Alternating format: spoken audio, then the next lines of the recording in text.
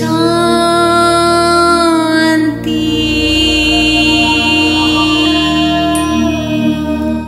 ఓం శాంతి. అందరికీ నమస్కారం. ఈ చరిత్రను తెలుసుకునే ముందు ఒక చిన్న విషయం. ఇది సంపూర్ణ ఆత్మజ్ఞానం, ఆత్మ పరమాత్మల కథ. దేవీ దేవతలంటే అందరికీ తెలుసు. కానీ వారు ఏ విధంగా దేవతలయ్యారు, వారినెవరు అలా తయారు చేశారు అనేది చాలామందికి తెలియదు. దశావతారాలుగా మనం చెప్పుకునే శ్రీమన్నారాయణుడు ఏ పురుషార్థం చేసి ఆది పురుషుడుగా నెంబర్ 1గా నిలిచాడో ఈ చరిత్ర ద్వారా తెలుసుకుందాం. నేను అంటే మేను అనే భ్రాంతిలోనే చాలామంది ఉన్నారు. కానీ నేను అంటే ఆత్మ, భృకుటి స్థానంలో ఉండే చైతన్య జ్యోతిర్బిందు స్వరూపం. ఆ స్థితిలో ఉండి ఈ చరిత్రను వినండి. ఇప్పుడు చరిత్రలోనికి వెళ్దాం. ఓం శాంతి. బ్రహ్మబాబా జీవిత చరిత్ర 8వ భాగం. బ్రహ్మబాబా జ్ఞానపు రహస్యాలను ఇలా చెప్పేవారు. మీరందరూ మరో జన్మ తీసుకున్నారు. ఎలా అంటే మీ లౌకిక సంబంధీకులతో సంబంధం తెంచుకొని మరణించి పూర్తిగా భగవంతుని పిల్లలుగా అయ్యారు.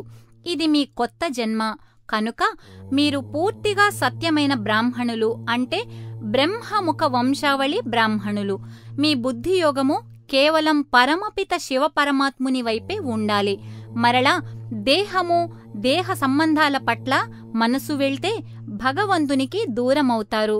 అప్పుడు మీరు ఈశ్వరీయ జన్మసిద్ధ అధికారమైన స్వర్గరాజ్యమును పొందలేరు. ఇంకా ఇలాంటి జ్ఞానవాక్యాలను ఎన్నో చెప్పేవారు. సత్సంగములో అనేక కుటుంబాలు అర్పణ అయ్యాయి.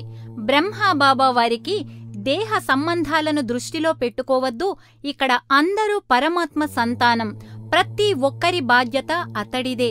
మీరు పరస్పరం సోదర సోదరీ భావంతో ఆత్మిక దృష్టితో మెలగండి అని చెప్పారు. ఇలాంటి వాక్కుల వలన ఎవరికైనా కొద్దిగా మనసులో మోహం ఉంటే అది పూర్తిగా అంతరించిపోయేది. మరియు కర్మేంద్రియాలను వశపరుచుకునే శిక్షణ మాకు లభించేది. ఇష్టమైన పదార్థములను త్యాగం చేసే శిక్షణ, మానసిక శుద్ధత, శుద్ధ సంకల్పాల రచన, స్వదర్శన చక్రధారణ, ఇలా సంపూర్ణ మానసిక శుద్ధి కొరకు అనేక యుక్తులను తెలిపేవారు. మరియు దివ్య గుణాలైన అంతర్ముఖత, గంభీరత, సహనశీలత, నమ్రతల ధారణ కొరకు జ్ఞానం లభించటం వలన మాలో సంతోషం, దివ్యత, దివ్యమైన గుణాల ధారణ అభివృద్ధి చెందేవి. మేము బాబాను యజ్ఞపిత అని, ఓం రాధను యజ్ఞమాత అని అలౌకిక పేర్లతో పిలిచేవారము. వీరి ద్వారా యజ్ఞవత్సలైన మాకు సకల సౌకర్యాలతో పాటు లభించిన ఆత్మిక ప్రేమ, లాలన ముందు స్వర్గ సుఖాలు కూడా తక్కువే అనిపించేది. ఈ పురుషోత్తమ సంగమ యుగంలో శివపరమాత్మునితో సంబంధ సంపర్కములు, ప్రేమ వర్ణింపనలవి కానివి. అనుభవించిన వారికి మాత్రమే తెలుస్తుంది. బాబా ఎవ్వరికీ ఏ లోటు రానిచ్చేవారు కాదు. రాజకుమారి కుమారుల వలె పాలన ఇచ్చేవారు. ఎవరికైనా అనారోగ్యం వస్తే వారిని ఎంతో శ్రద్ధగా చూసుకునేవారు. బాబా ప్రేమ, బాబా తనువు ద్వారా శివపరమాత్ముని యొక్క ప్రేమ పొందిన యజ్ఞవత్సల జన్మ ధన్యం. కల్పంలో అతి సౌభాగ్యం ఇదే. ఇంకా మనోహర్ ఇంద్రగారు ఇలా చెప్తున్నారు. ఈ జ్ఞాన యజ్ఞమును రాజసూయ అశ్వమేధ అవినాశి రుద్రగీత జ్ఞానయజ్ఞం అని పిలిచేవారు. ఈ యజ్ఞంలో ప్రధాన పాత్ర ఓం రాధగారిది. పితాశ్రీ ఆమెను అధికారిణిగా చేశారు. ఎందుకంటే యజ్ఞవత్సలందరికంటే పురుషార్థంలో ప్రథమ స్థానం. ఆమె సద్గుణాల రాశి, ఆత్మిక సౌందర్య రాశి, జ్ఞాన వీణా వాహిని, హర్షితముఖి, సుమధుర భాషిణి, దివ్యగుణాల ధారిణి, సదాచారిణి, శివశక్తుల సేనాని, జ్ఞానరూపీ అస్త్రశస్త్రాల అలంకారిణి, మధుర గాన విలాసిని, మనోహర జ్ఞాన వికాసిని, మాతృహృదయ వాసిని, జ్ఞాన ఆత్మల పాలిని, చతుషష్టి కళల అధికారిణి. అన్నిటికంటే పరమపిత శివ పరమాత్ముని హృదయానికి సింహాసన అధికారిణి, సర్వశుభకారిణి, విద్యా వినయ శోభిని, అమ్మలకే అమ్మ అయిన మమ్మ, ఆఖరికి బాబా, అతడి పత్ని అయిన యశోద, ఓం రాధ లౌకిక మాతాపితలు వీరందరూ కూడా ఈమెను మమ్మ అని పిలిచేవారు. పాలనలో ఆమెకు ఆమెయే సాటి, తిరుగులేని పోటీ. బాబాను ఆమె బాబా అని మరియు పితాశ్రీ అని పిలిచేవారు. బాబా మమ్మను అమ్మాయి అని కూడా అనేవారు. నాడు బాబా తనువున ప్రవేశించిన శివ పరమాత్మ బాబాయే ప్రజాపిత బ్రహ్మ, ఎందుకంటే అతడి తనువు ద్వారానే నేను వికారులను పరమ పావనంగా, శూద్రులను బ్రాహ్మణులుగా చేయుచున్నాను మరియు పావన సృష్టిని స్థాపన చేయుచున్నాను. మమ్మాయి బ్రహ్మ యొక్క సర్వోత్తమ జ్ఞాననిష్టగల పుత్రిక మరియు సరస్వతి జగదంబ అని చెప్పారు. అలా ఆమె జగదంబ సరస్వతిగా పిలవబడింది. శివపరమాత్మ ప్రతిరోజు బ్రహ్మ తనువున ప్రవేశించి సూక్ష్మమైన రహస్యాలను, జ్ఞానవాక్యాలను చెప్పేవారు. శివబాబా జగదంబ సరస్వతి యజ్ఞవత్సలను అత్యుత్తమంగా తీర్చిదిద్ది విశ్వ కళ్యాణం కొరకు అందరికీ ఎలా జ్ఞానం ఇవ్వాలో, యోగాగ్నిలో ఆత్మను ఎలా శుద్ధి చేసుకోవాలో శిక్షణను ఇచ్చేవారు.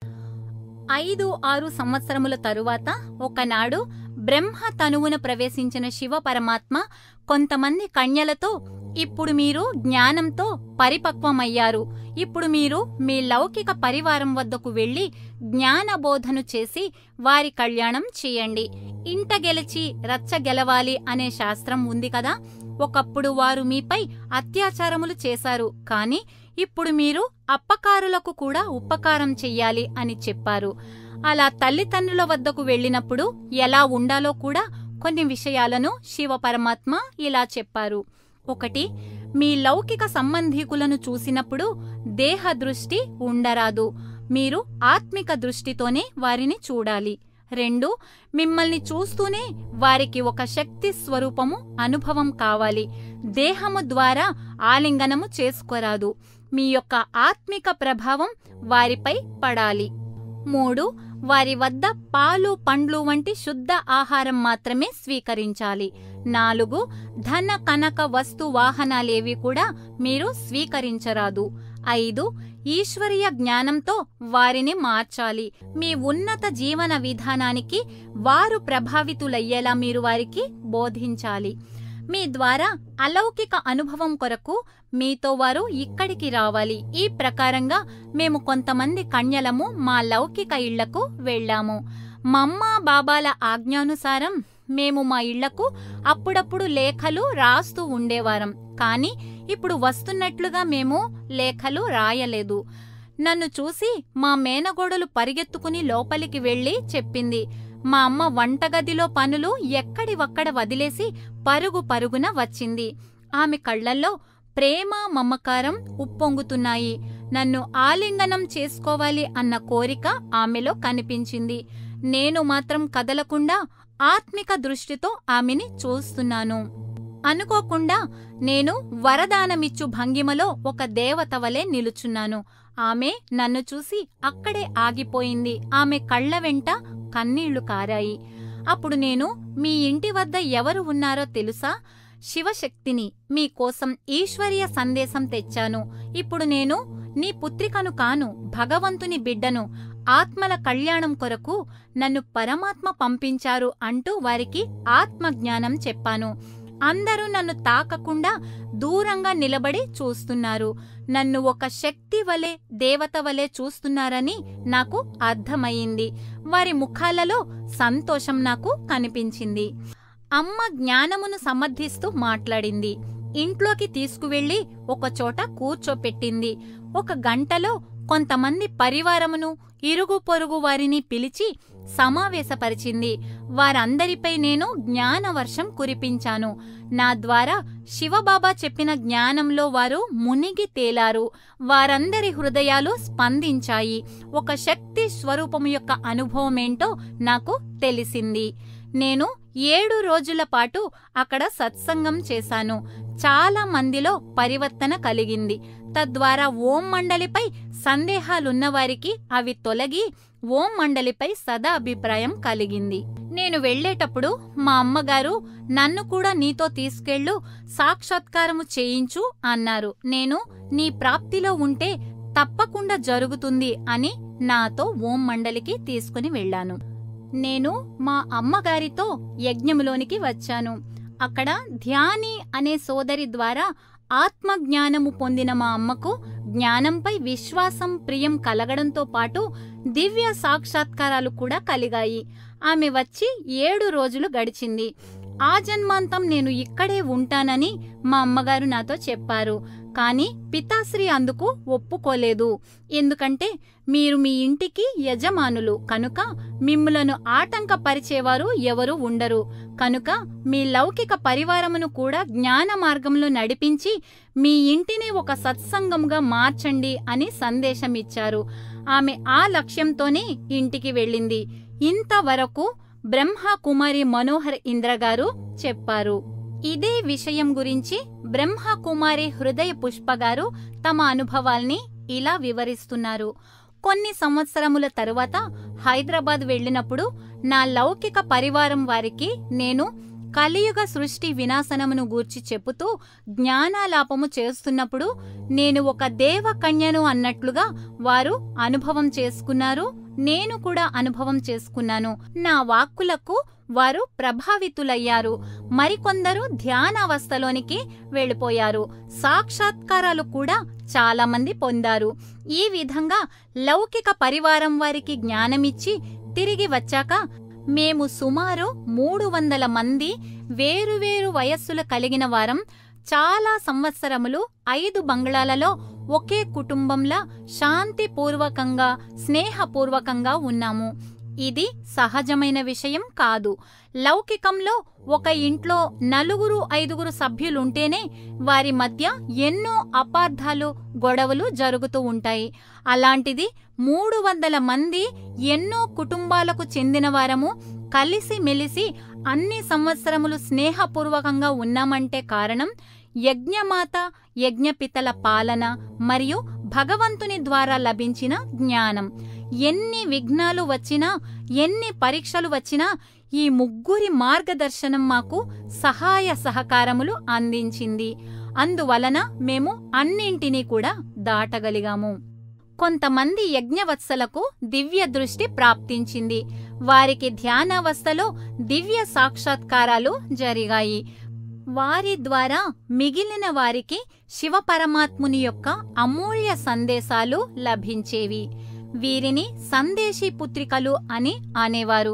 శివబాబా వారికి స్వర్గరాజ్యం యొక్క తీరు తెన్నులు, వేషభూషణములు, వారి జీవన విధానము, మధుర అనుభవములు, అనుభూతుల యొక్క దృశ్యములను చూపించి యజ్ఞవత్సలకు అలా అలంకరించి ప్రయోగం చెయ్యమని చెప్పేవారు.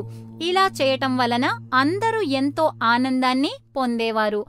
ఇంకా ధ్యానావస్థలో వికర్మలు చేయటం వలన ధర్మరాజపురిలో ఎలాంటి శిక్షలు అనుభవించాలో కూడా చూపించేవారు. అవి తెలిసి ప్రతి ఒక్కరూ ఎంతో శ్రద్ధతో పురుషార్థం చేసేవారు. బ్రహ్మబాబా యొక్క అనేక జన్మల సాక్షాత్కారములు కూడా చేయించారు శివబాబా. సూక్ష్మవతనంలో సంపూర్ణ బ్రహ్మ మరియు అవ్యక్త బ్రహ్మల యొక్క సాక్షాత్కారము, మమ్మా బాబాలో సేవ, తపస్సు, త్యాగము, నిర్వికార జీవనము, దివ్య గుణాల ధారణ, సంపూర్ణ జ్ఞాన నిష్ఠ, సహజ రాజయోగ విశేష అభ్యాసము, ఆత్మిక స్థితి, అనంత వైరాగ్యము, అలౌకిక ఆలోచన విధానం, నిరహంకారము, దివ్య బుద్ధి, సమాన దృష్టి, ప్రేమ, ఆత్మిక పాలన, నిరంతర స్మృతి, యోగము, సాధన, కళ్యాణ భావన, మౌనము, అంతర్ముఖత, పరిస్థా స్వరూపము, దివ్య దృష్టి, ఇవన్నీ ఇమిడి ఉండుట వలన వారు స్వర్గములో అత్యున్నత పదవిని అలంకరిస్తారు అని కూడా శివబాబా సాక్షాత్కారం చేయించారు. ఒకసారి బ్రహ్మబాబా మా అందరికీ 7 రోజులు మనోవాక్కాయముల ద్వారా మౌనం ధారణ చెయ్యాలని ఆజ్ఞ ఇచ్చారు. నోటి ద్వారా మౌనం అంటే అందరికీ తెలిసినదే. కాని మనసు ద్వారా మౌనం అంటే మనస్సులో కూడా వ్యర్థ సంకల్పం అనేది రాకూడదు. అది మనసు ద్వారా మౌనం. అయితే అందరం మౌనంగా ఉన్న అన్ని కార్యక్రమాలు ఎప్పటిలాగే సజావుగా సాగుతున్నాయి. బ్రహ్మ కుమారి హృదయ పుష్ప గారు ఇంకా ఇలా చెప్తున్నారు. మౌన బట్టిలో నేను ధ్యానంలో ఉండగా నాకు ఒక సాక్షాత్కారం జరిగింది. సూక్ష్మ మండలంలో సూక్ష్మ ప్రకాశమయ శరీరంలో ఉన్న బ్రహ్మబాబాను నేను చూశాను. అత్యంత ఆకర్షణీయంగా, అత్యంత మధురంగా నవ్వుతూ పితాశ్రీ నా వైపు చూస్తున్నారు. నాకు లౌకిక ప్రపంచ స్మృతి కలిగాక ఈ దివ్య సాక్షాత్కారమునకు నాకు చాలా ఆశ్చర్యం కలిగింది. ఎందుకంటే అందరికీ దేవీ దేవతల సాక్షాత్కారాలు జరుగుతుంటాయి. అంటే లక్ష్మీనారాయణులు, సీతారాములు, రాధాకృష్ణులు అలా. కాని నాకు సూక్ష్మ శరీరధారి అయిన బ్రహ్మబాబా యొక్క సాక్షాత్కారం కలిగింది. చాలా ఆలోచించాను ఈ సాక్షాత్కార రహస్యం ఏమిటి అని. కాని నాకు అర్థం కాలేదు. అప్పుడు ఈ విషయం మమ్మకు చెప్పాను. మమ్మ కూడా నన్ను కొన్ని ప్రశ్నలడిగి పితాశ్రీకి చెప్పమన్నారు. నేను పితాశ్రీకి చెప్పాను. అతడు కూడా ఆలోచించి ఈ రహస్యం నాకు కూడా తెలియదు, నీవు ధ్యానావస్థలో శివ పరమాత్మునే అడుగు, లేదా నా తనువునందు ప్రవేశించినప్పుడు స్వయంగా శివ పరమాత్మ చెప్తారు అని చెప్పారు. ఇలా 7 రోజులు నాకు దివ్య సాక్షాత్కారములు జరిగాయి. పితాశ్రీ సూచన మేరకు ధ్యానావస్థలో సూక్ష్మ బాబాను అడిగాను, మీ పరిచయం పొందు భాగ్యం నాకు కల్పించగలరా అని. ఆ మూర్తి నేను సాకార బ్రహ్మ యొక్క సంపూర్ణ మూర్తిని, అవ్యక్త బ్రహ్మను అని చెప్పారు. ఆ తరువాత నాకు తరచుగా అవ్యక్త బ్రహ్మతో మిలనం జరుగుతూ ఉండేది. వారు అనేక జ్ఞానం యొక్క గుహ్య రహస్యాలను వివరించేవారు. సూక్ష్మవతనం, బ్రహ్మపురి, విష్ణుపురి, శంకరపురి, బ్రహ్మ మహాతత్వంలో జ్యోతిస్వరూపుడైన శివ పరమాత్మ, కలియుగ మహాసృష్టి వినాశనము, స్వర్గరాజ్య దేవీ దేవతలు, వారి వేష భాషలు, అలంకరణలు, దినచర్య, రాజదర్బారు, రాజమహలు, వీటి యొక్క సాక్షాత్కారములు కూడా నాకు జరిగాయి. ఈ సాక్షాత్కారములు నాకే కాకుండా మరికొందరికి కూడా జరిగాయి. శివపరమాత్మ సందేశీ పుత్రికల ద్వారా కొంతమందికి మరజీవ అనే బిరుదును ఇచ్చారు. చాలాసార్లు 7 లేక అంతకంటే ఎక్కువ రోజులు మౌనంగా ఉండే ఆజ్ఞను ఇచ్చేవారు. దీనిని మూవీ లేక అవ్యక్త స్థితి అని అనేవారం. ఆ రోజులలో దినచర్య విభిన్నంగా ఉండేది. అమృత ఘడియలలో యోగం విశేషంగా అభ్యాసం చేసేవాళ్లం. పగలు కొన్ని పళ్ళు మాత్రమే ఆహారం, దినమంతా యోగం. సాక్షాత్ శివపరమాత్మ బ్రహ్మ తనువు ద్వారా జ్ఞానం చెప్పేవారు. దినమంతా ధ్యానంలో లీనమవటం. ఈ బట్టీలో ఆత్మ స్వచ్ఛమైన బంగారంగా తయారయ్యేది. పరిపక్వమై పరిస్థాల వలె మేము అయ్యేవారం. విదేహులుగా అనుభవం చేసుకునేవారం. సందేశీ పుత్రికలకే కాక అన్య సోదరులకు కూడా ఈ బట్టీలు జరిగేవి. సోదరీ సోదరులు ఎవరికి లభించిన పనులు వారు చేసేవారు. రాత్రిలు కచేరీ జరిగేది. ఆ కచేరీలో ఎవరైనా జ్ఞాన విరుద్ధ కర్మలు, పొరపాట్లు చేసినచో వారి అంతట వారే అందరి సమక్షంలో పితాశ్రీకి చెప్పి మరలా ఎప్పుడూ చెయ్యము అని ప్రతిజ్ఞ చేసేవారు. ఇంకా ఎవరైనా పొరపాటు చేస్తుండగా మరొకరు చూస్తే ఆ చూసిన వారు కళ్యాణ భావనతో అందరి సమక్షంలో మమ్మా బాబాలకు చెప్పేవారు. బాబా మమ్మ ఆ పొరపాటు సరిదిద్దుకునే యుక్తిని తెలియచేసేవారు. మరియు ఎవరికైనా ఏదైనా వస్తువు లేక సదుపాయం కావాలన్నా సభలోనే అడిగేవారు. ఈ పద్ధతుల వలన దేహాభిమానం నశించేది. అందరిలో కూడా సమతాభావం నెలకొనేది. బ్రహ్మబాబా జీవితం ప్రతి ఒక్కరికి కూడా స్ఫూర్తి మరియు శ్రేష్టమైన ప్రేరణ, ఆదర్శమయము. ప్రతి ఒక్కరికి ఏ లోటు లేకుండా అన్ని సదుపాయాలను అమర్చేవారు. ఆత్మిక సుఖాన్ని ఇచ్చేవారు. ఆత్మిక శక్తిని పెంచేవారు.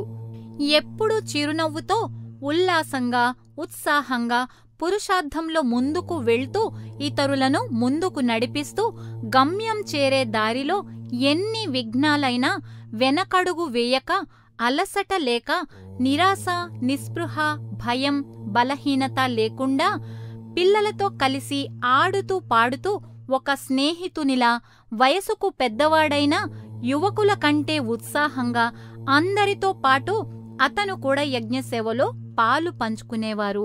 ఇతడిలో సేవాభావము, ఆదర్శభావము, సహకారత ఇవన్నీ యజ్ఞవత్సలకు ఎంతో ఆదర్శంగా ఉండేవి. ఇతడి సుకుమారమైన చేతులతో కష్టమైన పనులు చేస్తూ ఉంటే వత్సలు బాధపడేవారు. వంట చేసే చోట, బట్టలు కుట్టే చోట, బట్టలుతికే చోట, ఇలా ప్రతి పని చేసే చోటికి వెళ్లి బ్రహ్మబాబా దృష్టినిచ్చి, జ్ఞానమిచ్చి, వత్సలకు ఉత్సాహాన్నిచ్చి వారి పురుషార్థమును తీవ్రం చేసేవారు. పిల్లలను షికారుకు తీసుకెళ్లినప్పుడు స్థూల యాత్రతో పాటు సూక్ష్మ యాత్రను గురించి, అంటే పరంధామము యొక్క యాత్రను గురించి చెప్పేవారు.